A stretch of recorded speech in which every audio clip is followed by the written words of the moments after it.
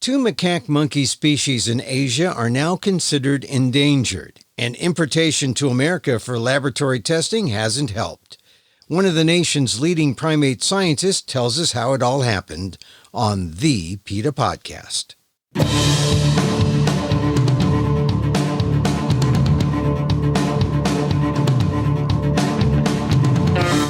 Welcome to the PETA Podcast. I'm Emil Guillermo, your host for this inside look at animal rights. Brought to you by PETA, the largest animal rights organization in the world. On today's episode, it's officially an emergency when the Iucn, the International Union for Conservation of Nature, declares that two monkey species, notably the long-tailed macaque in Asia, are endangered. How did it happen? Well, a big reason is the importation by the biomedical industry in America, but not for the kind of research that gives hopes for a major breakthrough in science. The imported monkeys are used in bureaucratic, everyday toxicology tests to see if a new drug or substance might be toxic to humans. Useful, but not enough to endanger two monkey species, and not enough to subject the monkeys to the cruel toxicology test, not when there are non-animal options available. Dr. Lisa Jones-Engel, one of the top primate scientists in the country, was once at the Washington National Primate Research Center, but then she joined PETA when she realized traditional science was too often ethically challenged. She explained the situation with the macaques and what can be done to save them on the PETA Podcast. So these two species are the long-tailed macaque and the pigtailed macaque. They used to be some of the most ubiquitous, some of the most commonly found monkeys throughout Asia. That's not the case anymore. And we can certainly point to their exploitation by the biomedical industry as one of the reasons that their populations have just crashed. I guess are really like the monkeys I saw when I visited Thailand not too long ago. And they were always outside caves, and there were signs that say, don't feed the monkeys. And of course, people did, but I believe they were macaques. They were. And so those would have probably almost certainly been the long-tailed macaque. And the long-tailed macaque is this beautiful little monkey. You know, the males, the big adult males, the alpha males can weigh, I don't know, a really big, juicy buff one is probably 7, 8, 9 kilos. Their tail, they're called long tails because their tail is basically as long as their body. Yeah. And so they use that for balance as they're bouncing around the trees. The females are beautiful. They have a little bit of white eye makeup on, this nice facial hair. They are absolutely devoted. Both the males and the females are devoted parents. These are monkeys that humans have had a relationship with them for millennia. Yeah. But that relationship it's in the toilet right now. Well, when they say, so these are the long-tailed macaque. That's what I saw in Thailand and in Malaysia, all the way down to Kuala Lumpur. I just remember I saw them as, say, like I would look at pigeons in a park because I was on a railing or on some long steps, and they were all over. There were just monkeys all over. They used to be all over. I don't know when the last time you found yourself in Cambodia or Thailand or Vietnam or the Philippines or Indonesia or Myanmar or Laos or Bangladesh. Actually, in the last 3 generations, and so a macaque generation is about 13 or so years. Over the last 3 generations, scientists have shown that there's been at least a 40% decline in those monkey populations. And based on what we're seeing now in the existing monkeys that are left and all of the hazards that they are facing, most notably their extraction for use in experiments, we expect that there's going to be the potential for a 50% decline over the next 3 generations. Species cannot survive that. And so they're endangered now. Do they get protection? Do they get a kind of, because I wasn't there very long ago, maybe 5 years ago, and they seem to be all over. Yeah. But now And there's been that much of a drop. there has been that much of a drop. Much of the drop can be traced to this massive, outrageous, unsustainable, and horrifically cruel kind of grabbing up of them during the COVID pandemic. So the significance, how this drop in the population? Significance is that we're going to lose this monkey species if this continues. And the way that we need to stop it is, first, we need people to pay attention to these long-tailed macaques. We need people to understand that this assessment that the IUCN, so the IUCN, the International Union for the Conservation of Nature, puts out a red list, and it's called the Red List for Threatened Species. And this is not some willy-nilly kind of, today I think I'm going to put this animal on it or that animal on it. In order for these animals to be evaluated, to be assessed, it is a years-long process where scientists who are working in these countries, scientists who are working around the globe, get together. They look at all the data. There are in-country population surveys, census surveys done on these. And then the scientists sit down and they come up with this very detailed 25, 30-page assessment of what's going on, what are the threats to these animals, how many animals are left, and basically then the IUCN says, okay, they take all this information and they establish these criteria. So these monkeys were then listed under a very specific criteria that puts them in the endangered status, and that's huge. But we're just getting started on what we need to do to protect these monkeys. All right. So now you said a lot of this was due to the fact that they were gathered up. They were used in labs. Is that how they were gathered up, or the purpose? Monkeys are money. Literally, we talk about the price per tail. We were seeing that in each of these countries, the value for a wild-caught long-tailed macaque was skyrocketing to the point that anyone who would see any monkeys anywhere, whether it was kind of in their farm or over near temples or in a protected area or in these urban areas, these folks were highly incentivized to go out and to get these monkeys. And they captured them in some of the most brutal and horrific ways that you could possibly imagine. The footage is out there. So PETA just actually, we released a video last week that's narrated by Kate Del Castillo. And it's, 2.5 minutes, and we lay it all out there. We have some footage from Action for Primates showing how these animals, their sleeping trees are cut down, they're netted, the infants are grabbed, the moms are stuffed in cages. And then these monkeys then start this horrific process of being kind of channeled and funneled to commercial breeding farms, and then to another farm, and then into a truck, and then into a belly of a plane, and then to the US, and then into the laboratories. Boy, and you'd think that after that, they'd like a dumb tourist like me giving them pieces of fruit and stuff. That was like what they were used to. I mean, so I'm getting back to my personal experience with monkeys, which was I go to a temple, or I go out to a cave, or I go to some steps going up to a temple. There were monkeys all around, and they had signs to say, don't feed the monkeys, and some of us did. But are you saying that since I had my trip to Asia, there were people grabbing the monkeys off the street? Absolutely. And absolutely. Oh, wow.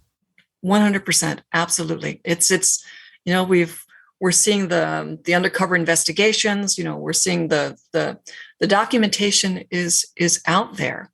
The populations have just crashed. Now, that doesn't mean that if you go to a place like Lopburi in Thailand, which is a very famous it's a city that is for decades has been kind of this monkey central, and it's famous for having big monkey feeding festivals and whatnot. There are pockets of these monkeys that are the longtails that remain, but when you look at the entire species, you look at the whole global distribution of this species, and what the assessors, what the IUCN have agreed upon is that population is absolutely crashing. And it's crashing in large part for these longtails because they are being demanded and rounded up and exported for use in biomedical experiments. So what kind of experiments are they used in, and why are they so valuable?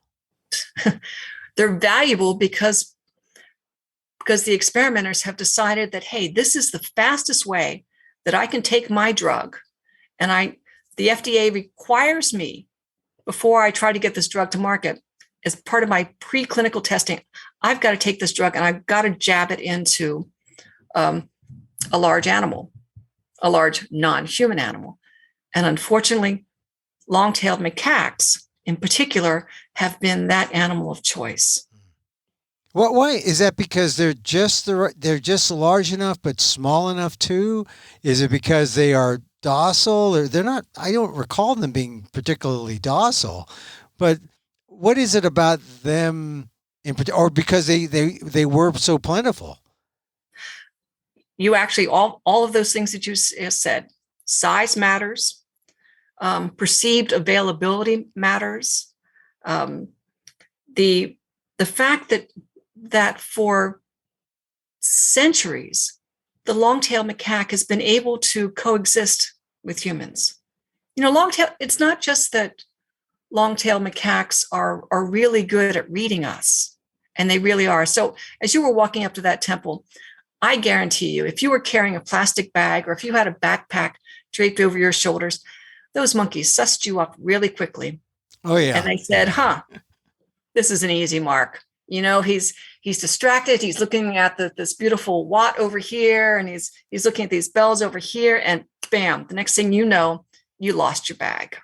And in that bag happened to be, there were some nice biscuits in there. There might have been some crackers.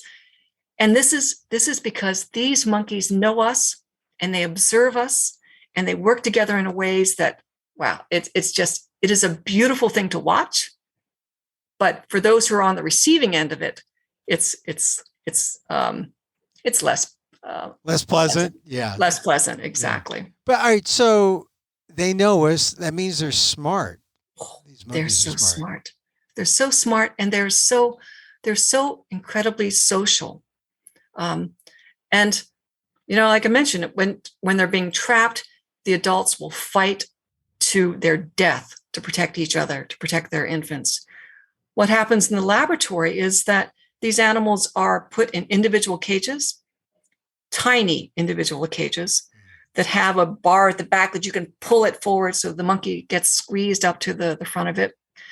They are smaller than some of the other macaques, the other macaques that are used for basic research. But it's not so much that they're docile in the labs. It's just that they're broken.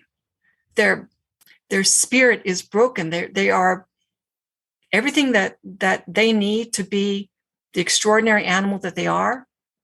The wise, the clever, the engaged, the alert animal is deprived. They're lost. Exactly. Their essence is lost. And they're certainly lost from the wild.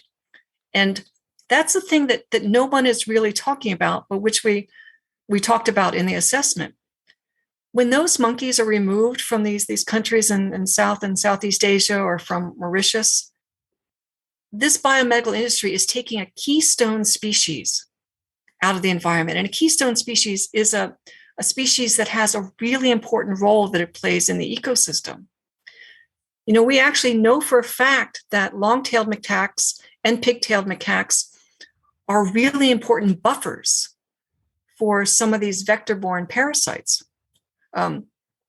So there are mosquitoes that, if the macaques are there, the mosquitoes feed on the macaques.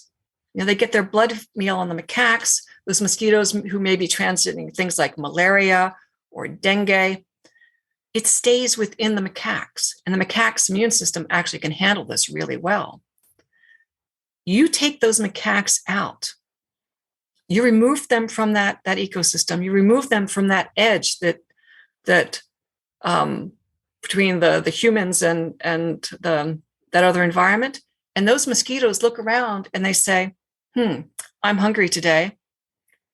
That person looks really tasty.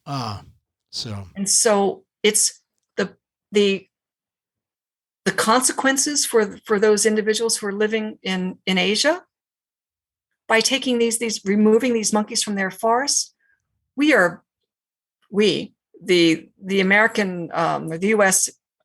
Experimental or animal experimentation industry, not only are we killing those monkeys, we're now threatening the lives of those individuals who live in Asia and Mauritius because we've removed these monkeys from that ecosystem.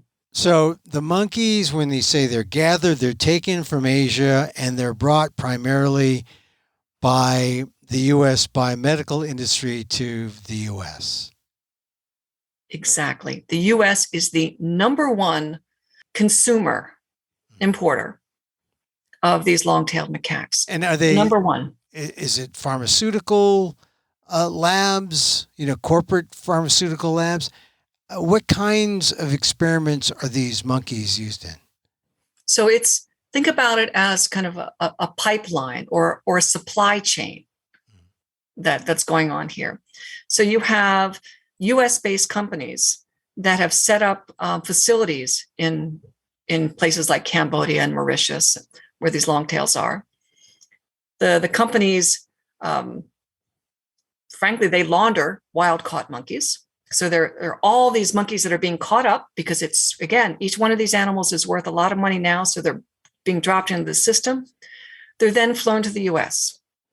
They land in major US airports like JFK or Chicago. They're unloaded, taken to some undisclosed site where they undergo a CDC quarantine because the CDC knows that these animals, the potential for them to be bringing in dangerous infectious diseases is very, very high. From the quarantine facility, they're then distributed again.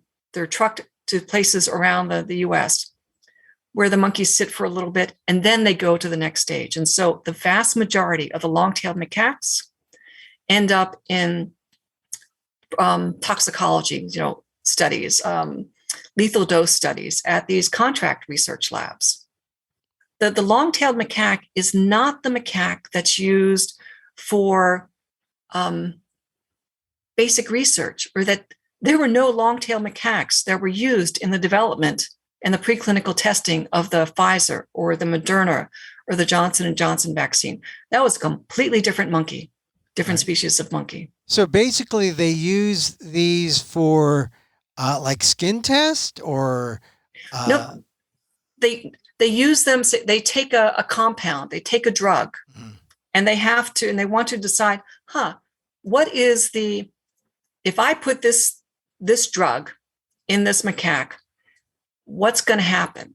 Is the macaque going to get sick? How much of this drug can I put, this novel drug that we've never tried on humans, but we think, maybe it's going to, help us, treat diabetes, Alzheimer's, cancer, whatever.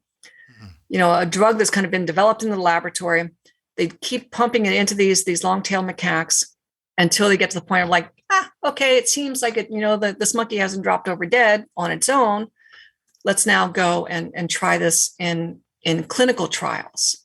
We all know, because NIH has told us so, that 95% of what works in these animal models, what's tested safe in these animal models, these monkey models, fails when it hits the human market. Could they use any other animal? Do they have to use monkeys, or monkeys are just there, so they use them?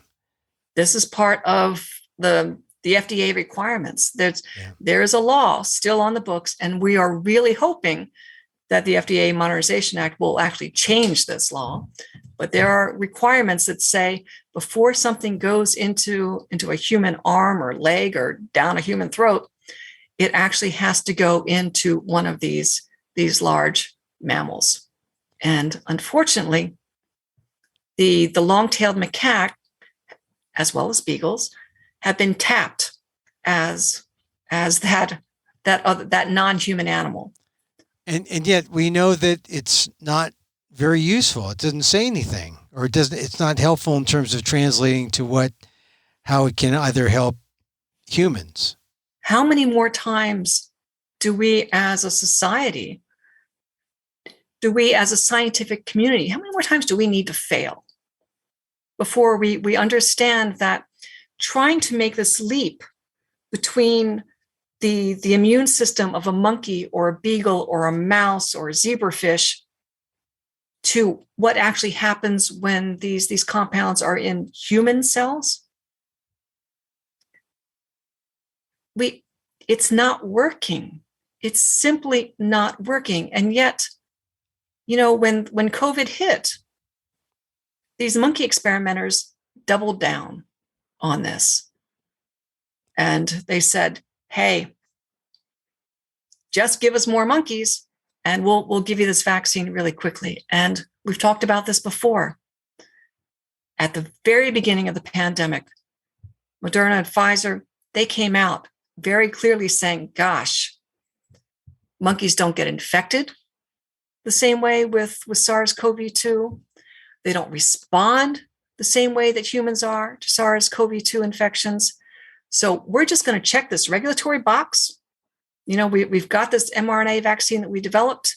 We're going to drop it in a handful of rhesus macaques, not long-tailed macaques, Indian origin rhesus macaques.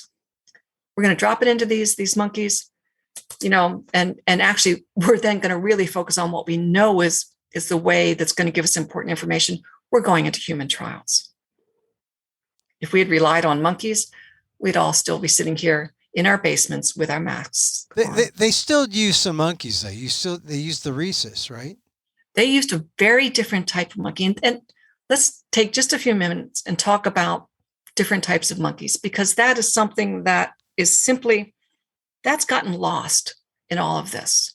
I read some of the stuff that the journalists are putting out there that, the people are just kind of talking about a long-tailed macaque, a pigtailed macaque, a Chinese origin macaque, an Indian origin rhesus macaque.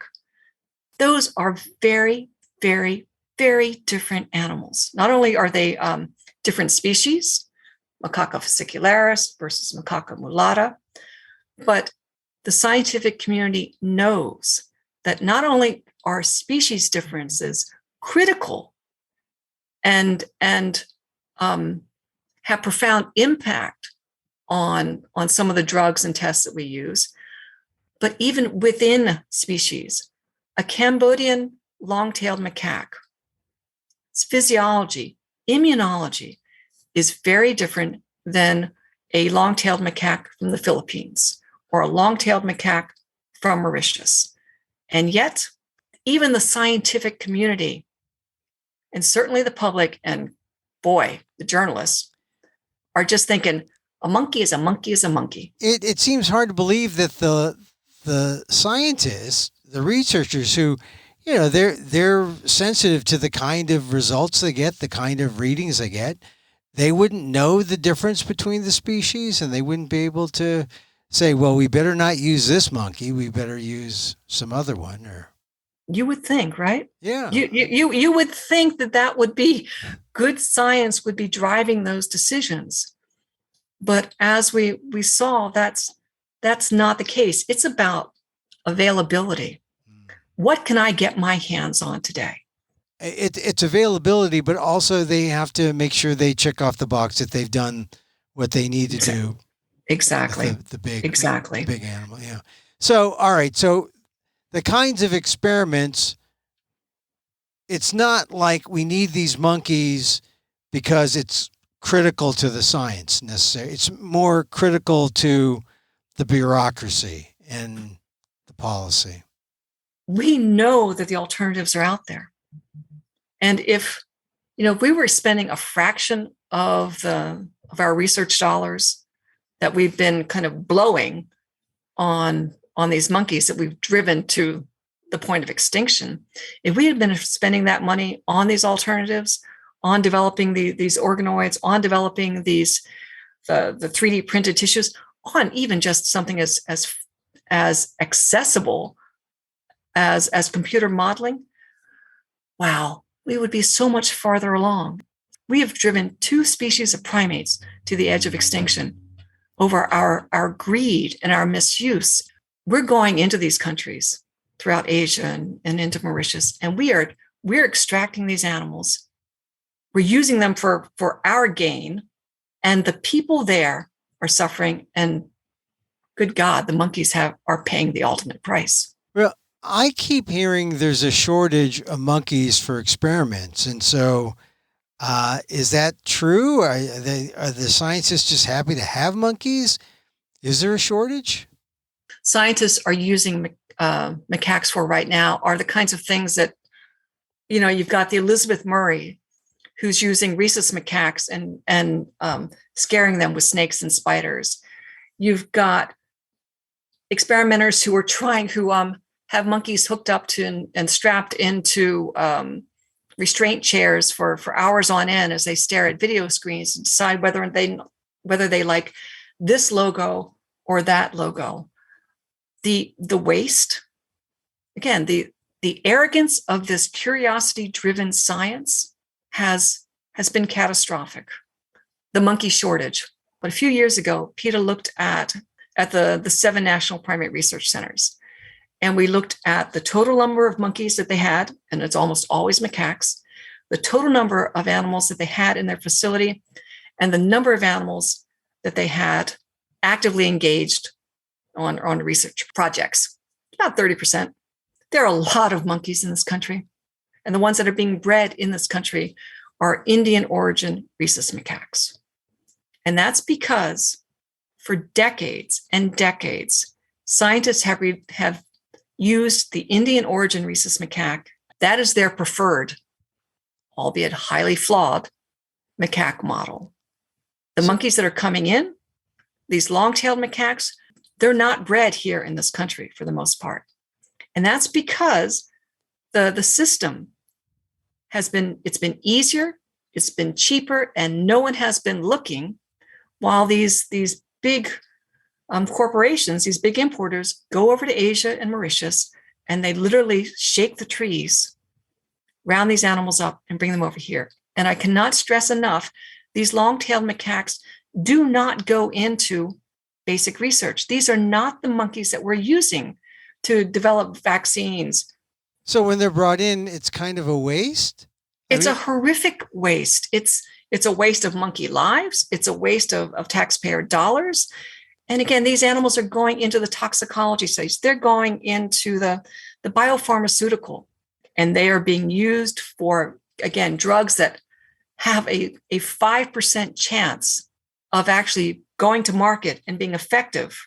There have been 1 million macaques brought in the last few decades, 1 million of these animals. And those are the ones, these long-tails, who have survived to make it into the plains and land here in the labs. There have been countless more that actually die during the trapping. They die in these fetid, disease-ridden commercial monkey mills that we see in Asia and Mauritius. The amount of monkey biomass, macaque long-tailed biomass that have been destroyed by this industry is staggering. And for what?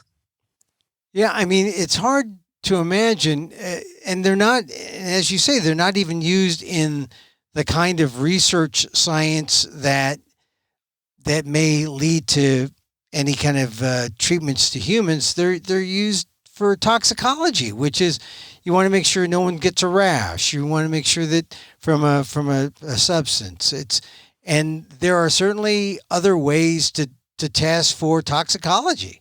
Absolutely. And that's the thing. So this is the field researchers, those of us who have spent our careers kind of on the ground in Asia or Mauritius, kind of right with these animals, observing the population levels, observing the way they interact with other people. We were seeing the species really just kind of, it's like it's being sucked down this giant funnel. And I mean, each time there'd be fewer and fewer of them there. So we saw what was happening.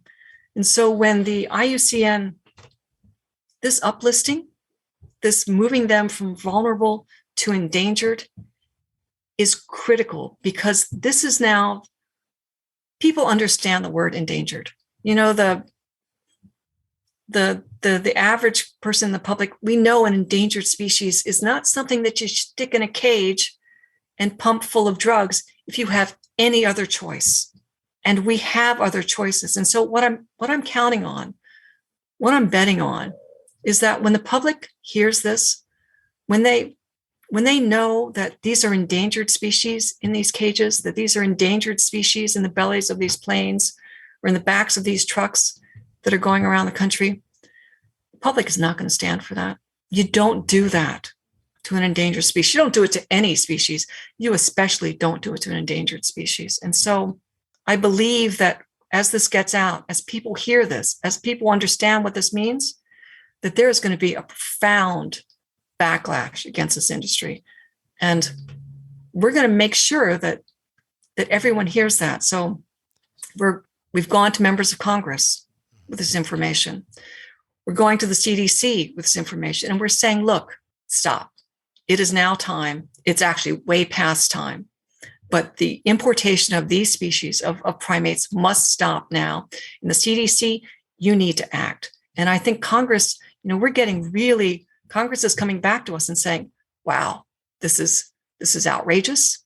This is ethically untenable. Scientifically, it's not working. This is not the country that we are. We cannot take endangered species from other countries, drop them into cages here, pump them full of drugs that don't work. That's not going to happen. People are going to listen to this. Once again, you were saying how many monkeys come in, is there a number, how many monkeys have been depleted from places like Asia and then brought in, and the dollar amount that the monkeys represent to the bioresearch community? This is a multi-billion dollar industry. The CDC has been incredibly tight-lipped about releasing figures on the number of monkeys that are coming in. We can look at the CITES export database, and what we know that is we're averaging about anywhere from 30 to 40,000 macaques are pouring into the US every year. No wild population can withstand that onslaught. Since 1975, 1.25 million macaques were leaving Asia. So right now, now that they are considered endangered, but they're considered endangered by this group, are they officially endangered enough to make people like Congress or people like the biomedical industry pay attention? The IUCN, I wouldn't describe them as a group. I would describe them as kind of the world's authority on the conservation and the status of every plant and animal that we have on this planet. This isn't these are the people who know. These are the people who invest in the science, who invest in the time, who really, these are the authorities. That being said, they are not a regulatory body. So the IUCN Red List of threatened and endangered species, it's an incredibly powerful tool that the authorities, like the CITES authorities, actually, they refer to this. They're going to look at this and say, oh my God, the long-tailed macaque, the pigtailed macaque, we're looking at a 50% decline over the next 3 generations. It's time then to move these animals to an Appendix 1 status of CITES. And when these animals are moved to Appendix 1, that's where the regulatory authority, the regulatory muscle comes in, and where kind of everything changes kind of legally about how these animals are treated, the type of permits that are used to handle. So that means that right now, again, what we're focusing on is getting, because we can make the decision. We, this country, the US Congress, the Centers for Disease Control and Prevention can make the decision right now, tomorrow, based on the fact that these animals are endangered, that we've pushed them to the level of extinction, that they're lousy models for any types of human disease, and something we haven't talked about, the real threat that they represent for bringing in with them the next pandemic causing pathogen. Could that happen? Is that real? That's a very real potential. But again, we can make this decision. The CDC could close the door tomorrow with that. A study just came out. Actually, a study came out in July by a group called Traffic, and that was building on studies over the past 2 or 3 years, which have shown that there are 2 species of macaque that represent the most significant potential, the greatest risk for pathogens that are part of the wildlife trade to spill over into humans. One of those is the long-tailed macaque. And so really, I mean, how many more pieces of information do we have to have before we shut the pipeline down? They're endangered. We're hurting them. They could hurt us. And using them is hurting the people and the ecosystems that we're taking them from. And using them does not work. We don't. The data that we get from monkeys from these studies is incredibly misleading. So we're going to hope that that PETA, when they ask the Centers for Disease Control, they end the importation of monkeys. And of course, we can ask our listeners to take action at PETA.org. So it seems pretty. Do we have any time? Is time of the essence? Yeah, because every day that we don't act means more of these monkeys are dying. They're dying in the cages here. They're dying in the bellies of the plane as they're being transported. They're dying in the trucks as they're moving across this country. They're dying in the monkey mills in Asia and Mauritius. They're dying as the hunters and trappers beat them to death because they're trying to protect, those monkeys are trying to protect their friends. Time is of the essence. We've known for too long. We've got to stop wasting the monkey lives. We've got to stop wasting the taxpayer dollars. We've got to step up and do the right thing. We've got to do it right now. It's enough. What more do you need to see in front of you? Scientists, CDC, Congress, public. Stop. You have the power to stop this. So yeah, go to PETA.org. Sign the petitions. Let Congress know. Let the CDC know. Stop. We've got better things. These monkeys deserve so much more. We've taken everything from them. The very least that we can do is to stop this now so that they stand a chance, because they can rebound. These populations can rebound. But we can't continue what we're doing if we have any sense of moral and ethical duty. We have to stop this now. Lisa, thank you very much for joining us on the PETA Podcast. Thank you very much, Emil.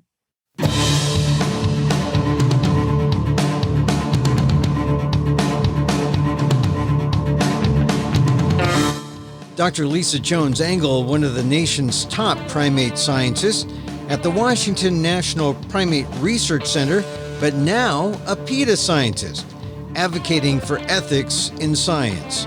Find out more about the endangered macaques at PETA.org.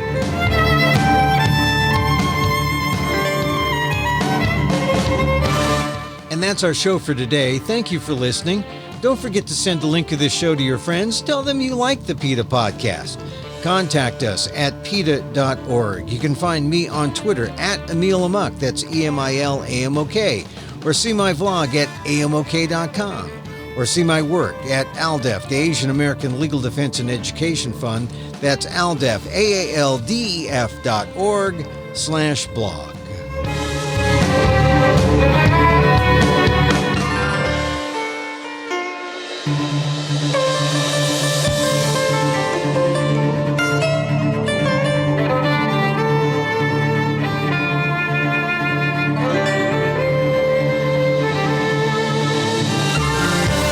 Once again, thank you for listening. Check out all our episodes on your favorite podcast app or on Apple Podcasts, where you can subscribe to as well as rate and review the show. It helps get the word out about the issues you care about. Our music is provided by Carbon Works. Check them out on YouTube. And join us again next time for more insight into animal rights and the fight for a cruelty-free world on the PETA Podcast. I'm Emil Guillermo.